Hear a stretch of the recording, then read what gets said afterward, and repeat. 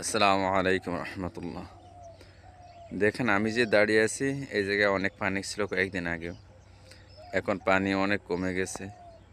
আর মাছ যারা মাছ ধরবে তাদের জন্য আনন্দ ফুর্তি। দেখেন বিভিন্ন বাঁশ দিয়েছে, যার যার ঘের বাঁশ দিয়ে বেড়ি বেঁধেছে আর কি। তো এখন এই বেড়ি বেঁধার মাঝখান থেকে এক একজনা অনেক প্রজেক্ট মতো নিয়ে মাছ ধরবে তারা। হ্যাঁ, অনেক লক্ষ লক্ষ টাকার মাছ নাকি এই জায়গাতে পাওয়া যাবে। যাই হোক, আল্লাহ তাআলা তাদেরকে রিজিক দান করুক। তারা যে কোনো কলা কৌশলে মাছ ধরে মানুষের জন্য একটা রিজিকের ব্যবস্থা হয়। আল্লাহ তাআলা প্রত্যেকটা মানুষের জন্য প্রত্যেকটা জায়গায় রিজিক রাখছে। তো দেখেন কত সুন্দর, এটা মেঘনা নদীর শাখা, ওই সাইডে তিতাস, আমি দাঁড়িয়ে রয়েছি মেঘনায়।